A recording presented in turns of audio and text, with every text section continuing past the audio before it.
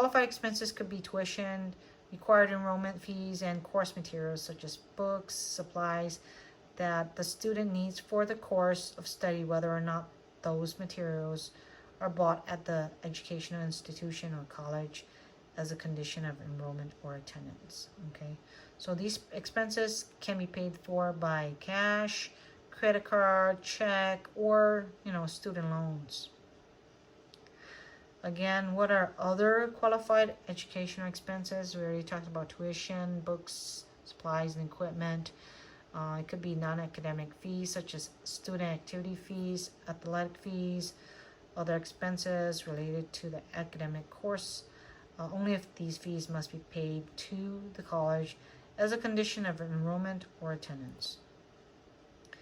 Now, what is not a qualified education expense? Well, personal expenses are not, such as room and board, food, insurance, medical expenses, student health fees, transportation, stuff like that, games, hobbies, non-credit courses.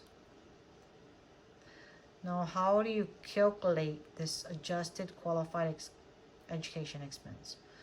Well, you get that 1098-T, you look at box 1, that's usually the tuition that you paid, and then there's a box 5, which is if you get scholarships and grants, then you just take the difference. So let's say you paid $10,000 tuition, you got $8,000 scholarships and grants.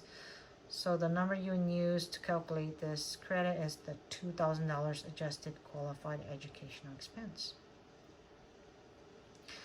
Another example is if you have books, that you paid, then you have to add that on to the tuition too.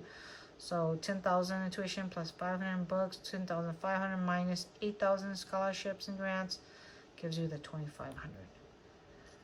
Okay, this last example is if you get 10,000 in a tuition and then you got 10,000 in scholarships, then that means 0. 10,000 minus 10,000 is 0, so you don't qualify for this credit. Okay, this one is from the IRS, is really long. I suggest you read it because it would help you in your situation if you read through it, depending on your family and economics, your income. So read through this. This is under Form 8863, instructions for 8863. Who can claim a dependent's expenses? Well, if a student's claim is a dependent on another person's tax return, all qualifying expenses of the student are treated as having been paid by that person. Meaning, like if your parent is claiming you, then all expenses you pay is technically qualified for your parent because they're claiming you.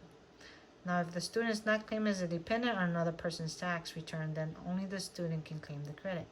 So if you're independent and you're doing your own taxes, you earn enough money to pay all your bills, then you can claim this credit for yourself, and your parents are not going to claim you, then you can do this. Alright, qualified expenses paid by third parties such as a relative are treated as paid by the student unless you can be claimed as a dependent. Then that person who's claiming you, meaning your parent, can claim those expenses. So how do you get the money? Well, or the refund, the credit, it's called Form 8863. That's what you need to complete in order to get this American Opportunity Credit, Form 8863. Okay, thanks a lot, guys.